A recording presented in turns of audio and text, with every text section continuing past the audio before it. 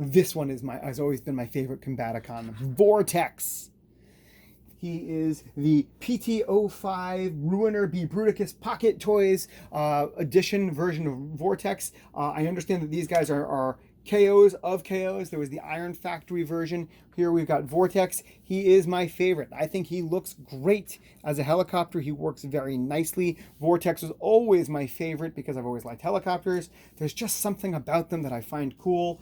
You know, he does look very hodgepodge. I'm not going to lie. Obviously, I have a bias towards him, but he looks like someone's idea of a helicopter, knowing full well that he's got to be other things as well. Like I said in other videos, when it comes to combiners, there's always a lot of compromise involved because he's got to do three things at once. He's got to be a vehicle, a robot, and also combine into the limb, and there's always going to be a trade-off on some of that. It is a hard needle to thread. So this guy's pretty good. These rotor blades are kind of flimsy, I'm not going to lie. They actually broke. This one split completely. I had to glue it together, and I tried gluing it in the vise. The plastic is so bad, or rather so cheap or so flimsy, that in the vise, the vise pattern actually impressed itself on permanently onto this rotor, so that's a bummer, and it is glued in place. It's never going to swivel. These do swivel. The ones that I glued this one, and this one was coming loose, so I glued the opposite. They're tight. The ones that aren't glued yet, they do swivel, but they're going to break if you swivel them too much. Also, they don't need to swivel in robot mode, so there's no point to it. So he looks good. As always, I gave him a Decepticon insignia. I sliced it down the middle because this become his legs. I love doing stuff like that. I think it looks really cool. The insignia, of course, were all bought off of Toy Hacks. They do a great job. I've heard many complaints that his front section just tabs on and barely and it comes off. I don't find that. I found it fits on very nicely, very easily, and it's pretty sturdy. His gun fits here. I like him. He looks like an attack craft. Again, doesn't really resemble an Earth helicopter, so that's fine. He's got these great little, triangular rail guns attached. He looks menacing to me. I like it. I've always liked Vortex the most of the Combaticons. He is my absolute favorite. So he looks pretty darn cool, even though he doesn't look 100% like a helicopter. He looks like a compromised helicopter. I am fine with that. Transformation is pretty easy. This does, again, parts form. It becomes a gun. Parts form guns are always silly to me, but it does. So this is an interesting piece. His helicopter rotor is on a pivot. You have to pivot it. Well, you don't have to.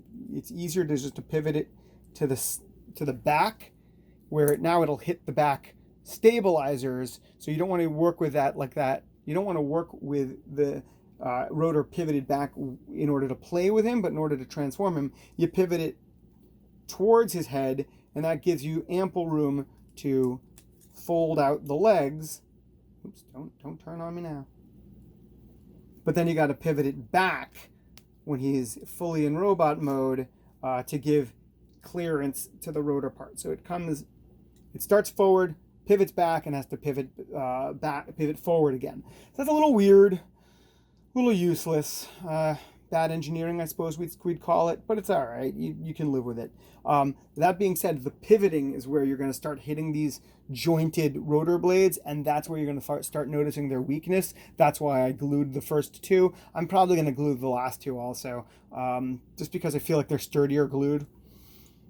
This just pivots back and locks these sort of down. They're not going to move. That's what I mean. You don't need to pivot them. They would look weird if you just folded them back.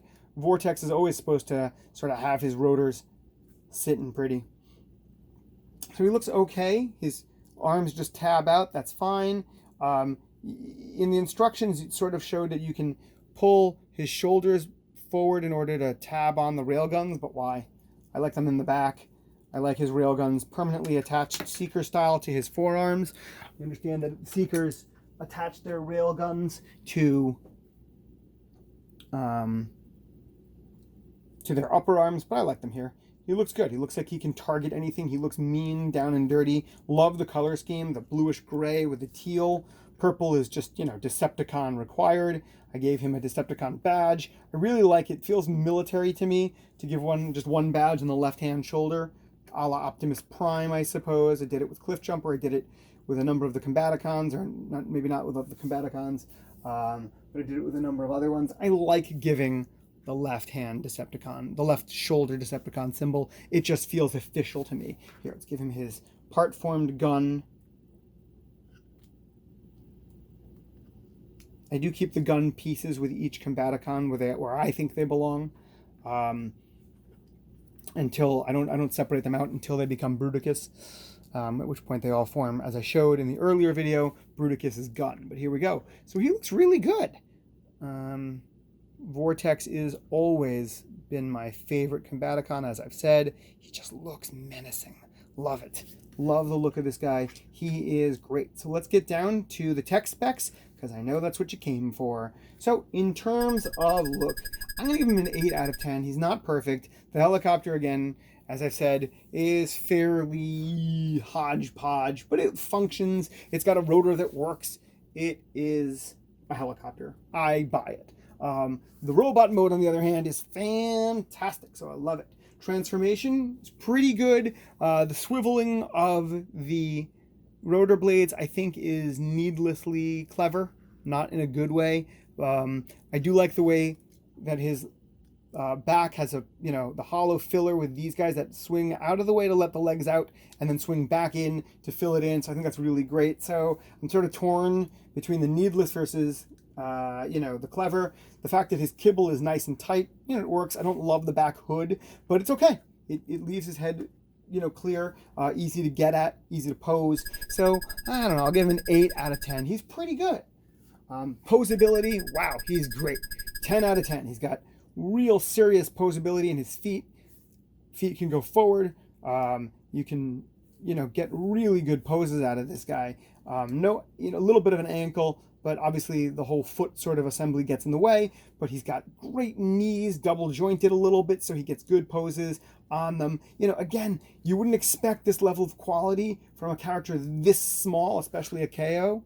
He works just fine. The rotors can essentially be locked down if you place the kibble in just the right spot. He's got a waist swivel. He is really good in terms of posability. Shoulders on ball joints, they can move. He's got the forearm joint. He's got a wrist swivel. He is amazingly good. Great posability on the head. Love it. Posability, 10 out of 10. Plastic, he does lose points for the rotors. They're just made, I would have made these as one solid piece. I don't know if that would have made it more or less breakable, but as they are, they're very breakable. You swivel them up once and they accidentally break. The first one broke just because I moved it a little and boom, broke off. So that was bad. So the plastic, I like the quality of the Pocket Toys plastics, but I don't like the fact that these rotors broke off so much. So for plastic, I'm going to give them a 7 out of 10. And of course, with the price, $12 a pop, these guys are pretty good. That's the price I'd expect to pay. So they're pretty neat. Price, I will give him a 10 out of 10. So that is Vortex. Looking pretty good. He's a very good component of the Pocket Toys PT-05 Ruiner B Bruticus. Love him a lot. I am very cool with this guy.